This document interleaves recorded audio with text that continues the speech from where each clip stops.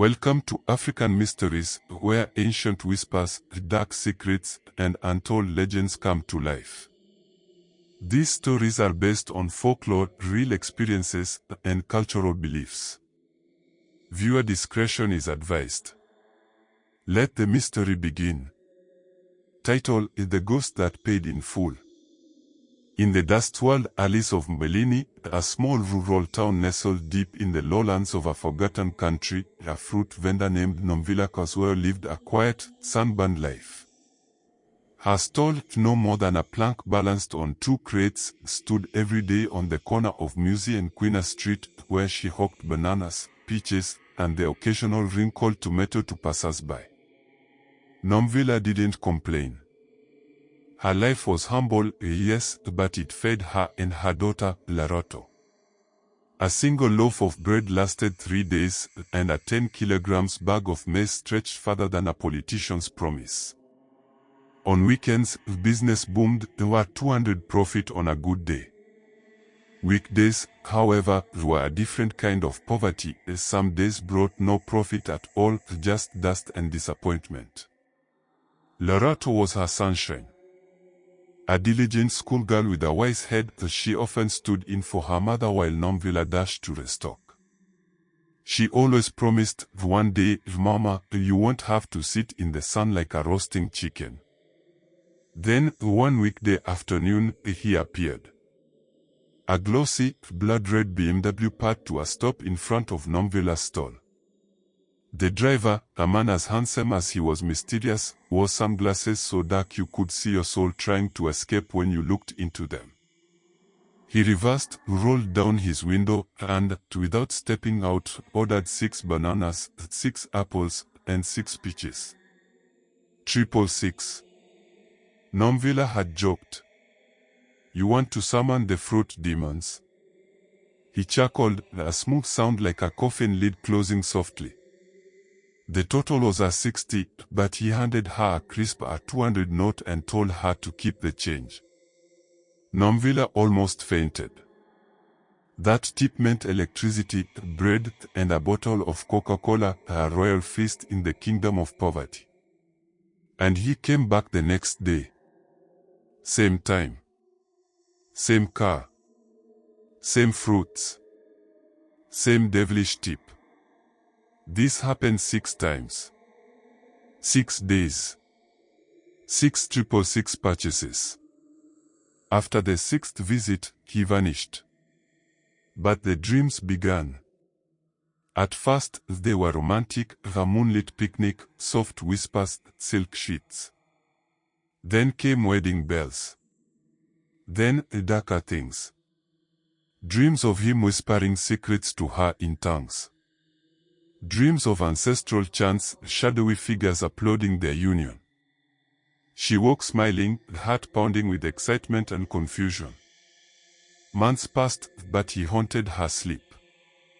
Then one morning, he returned. This time, he stepped out of the car. His cologne smelled like rain on a grave. He looked her in the eyes and said, "A woman appears in my dreams, tells me to marry you." When he described her, Nomvula's knees buckled. He described Gogo Tholikil, her dead grandmother, down to the mole on her chin and the faded scarf she always wore. From that day, Nomvula was bewitched. Not in the spell and cauldron sense, but in that stupid, all-consuming kind of love that leaves you blind and barefoot in a lion's den. He made promises to double her monthly profit if she quit the streets. To build her a supermarket. To pay for Laroto's education till university. To make her a wife.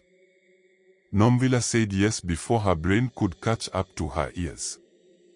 They married. Her family asked for 20,000 rand lobola, he paid her 40,000 without blinking. They moved into his mansion in a secluded estate outside Ivem Hills. It was all golden doorknobs and marble floors, chandeliers the size of swimming pools, and ceilings that whispered at night. Life was perfect. Until the housekeeper quit. The woman had always been strange, dead in the eyes, lips sealed like a tomb. She never spoke to Nomvula or Lerato, only to the husband. When she left, he asked Nomvula to start cooking in a pot big enough to feed 8, although there were only 3. He showed her a locked room outside the main house and said, "Dish the rest of the food here. Leave it at the door. Don't ask questions. Don't open it. Inside is a vicious dog. If you don't feed it, it will hurt Lerato." Nomvula didn't question him. She had learned to obey. Until the night she got sick. Too ill to cook, Nomvula begged him over text to bring food. No response. That night, Lerato had bread for dinner. Then came the noise. Pots clanging. Plates crashing. It sounded like war in the kitchen. She crept out of bed, her heart thumping. What she saw froze her blood. It was his dead mother. Not in a vision, not in a dream. Standing. Tangible. Her skin stretched thin like a rotten drum. Hollow eyes, cheekbones like knives, her mouth twisted into something halfway between a snarl and a smirk. Nomvula screamed.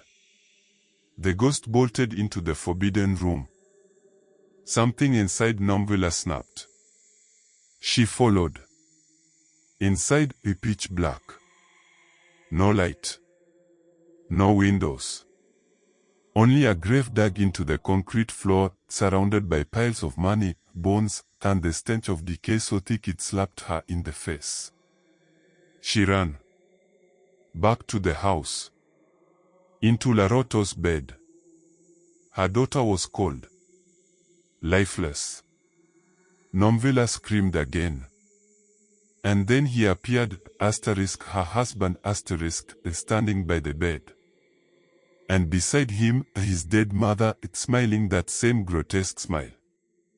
"You should have stayed out of business that didn't want you," he said, voice deeper, less human. "If you tell anyone what you saw," he added, "your daughter will die and stay dead." Then they vanished. And Lerato woke up coughing. The next morning, Nomvula packed their things. They ran. Back to the shack. Back to bread and maize. Back to life before the ghost. But something was off. Nobody mentioned she'd been gone. Nobody said a welcome back to or we missed you. It was as if she'd never left. As if the months in the mansion were a hallucination or a cruel trick played by something ancient and hungry. She consulted Sangoma, Baba Lutando, who didn't even wait for her story. "I know," he said. "You are living with the dead." He took them to a river, mixed grave soil with river water, and scrubbed them down as if peeling their souls from borrowed bodies. Lerato collapsed mid-ritual, and when she spoke, it wasn't her voice. The spirit spoke through her, furious, malevolent. Baba Lutando cast it back to hell with ancestral insults so foul even the trees winced.